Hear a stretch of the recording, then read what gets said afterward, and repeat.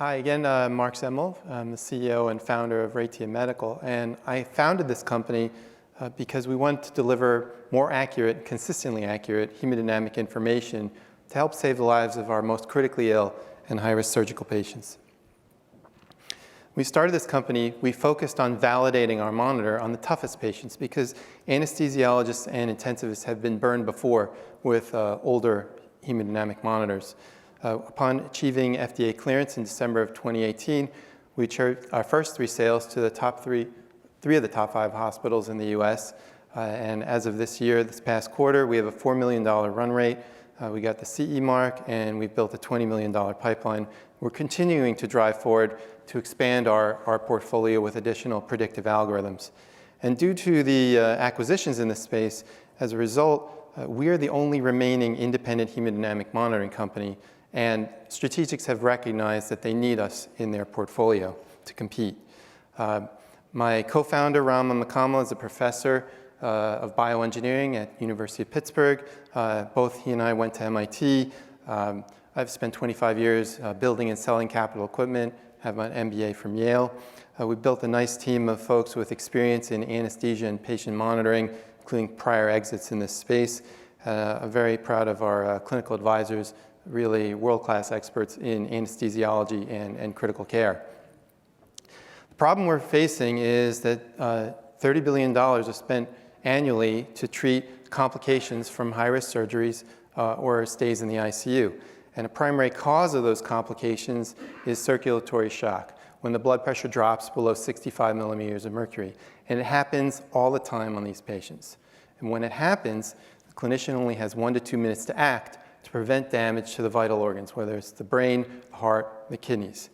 It's well established, numerous studies show that using hemodynamic monitoring to guide therapy can reduce those complications by up to 50% and lower the stay in the ICU by 1 to 2 days. Here's what happens at the bedside. Right? Patient goes into shock, the GE or the Philips monitor starts beeping, the clinicians run in. Now they have to decide what's going on. Is it because they lost blood? Is there an infection? Or is something wrong with the heart? And blood pressure is not enough to make that decision. There's too many unknowns. So with limited data and time, they make a decision. If they choose correctly, they've restored blood flow to those vital organs and the patient stabilizes. If they choose incorrectly, therapy fails, there you have that complication. Clinicians will tell you it's a balancing act, or sometimes they'll say it's a roll of the dice, right? That's not where we want to be, right? For example, if you're trying to maintain that blood pressure with a vasopressor, you give too much, it's like putting a tourniquet on the kidneys. That's what we don't want. And unfortunately, with these complications, they lead to increased rates of readmission, poor quality of life, and higher rates of mortality. It's even more evident today with patients in COVID that these choices are really hard the sicker the patients get. And I was talking to the chair of intensive care at Cleveland Clinic. He said, look, clinical skill varies here, and I've always been a fan of data over individual artistry when it comes to these patients. So that's where we come in. We're going after this $4 billion market for hemodynamic monitoring. Right now it's dominated by Edwards Lifesciences. They have a flawed product. It's not consistently accurate. It's only serving 15% of those patients that get an A-line who get that A-line because you're worried about circulatory shock. That's what this looks like right here. So there's 20 million patients that we'll serve with our first product. Ultimately, we'll serve the 100 million patients, the top 25% of cases that are at elevated risk for complications. So as I mentioned, the competing hemodynamic monitors are not consistently accurate, and when they're not accurate, right, they may support the wrong choice of therapy or inaction when there should be action, or the wrong dose. All these things lead to poor outcomes for the patient. And the clinicians know this, which is why many of them rely on their own judgment, even though they know their judgment isn't perfect. So that's where Argos cardiac output monitor that we've developed has earned the trust of these clinicians because of its unique advantages. And that's what has enabled us to drive our sales to date and will allow us to drive to 100 million by 2025. So far, we've run every head-to-head evaluation in the clinic. So what do? We offer 10 hemodynamic parameters that enable timely and correct response to circulatory shock to prevent those complications. We use multi-beat analysis. That's demonstrated 50% greater accuracy, and that's been done in independent studies at Columbia Presbyterian, in France, and in Germany. We streamlined the setup so it only takes 1 minute, and we eliminated the costly disposable, so it will drive economic and routine use for every patient at high risk. Unlike older monitors that analyze 1 beat at a time, the Argos multi-beat analysis analyzes 20 heartbeats that allows us to build a more consistently accurate model of the circulation. That's protected by 10 patents that we licensed from MIT and Michigan State.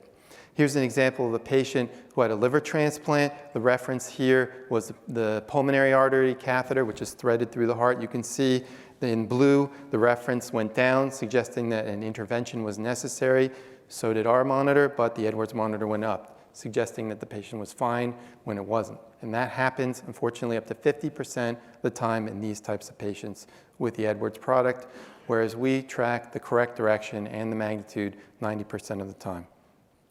This has been validated now in liver transplant, cardiac surgery, neuro cases, big bellies, spines, in the OR, in the ICU, consistently more accurate, consistently accurately tracking the changes in cardiac output with the PA catheter. Once they trust the accuracy, physicians and nurses fall in love with our product. You talk to a nurse and you show them a new product, they're like, what are you going to make me do now, right?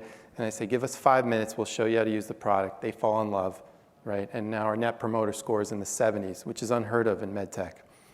We save the hospital money very easily if they're using a competing product, right? We save them over $250,000 over a 5-year period based on just eliminating that disposable. For those patients, for those hospitals that are not implementing those care protocols using hemodynamic monitoring today, it's an easy win. They prevent 2 AKIs and they've paid for the monitor. Among the less invasive options in this marketplace, we have the most consistently accurate, easiest to use, and lowest cost of ownership on the market. We have that $20 million pipeline, which I mentioned. Key reference accounts, both wealthy hospitals and those that serve the public and the uninsured have purchased. Several have made repeat orders, and we continue to build on that pipeline.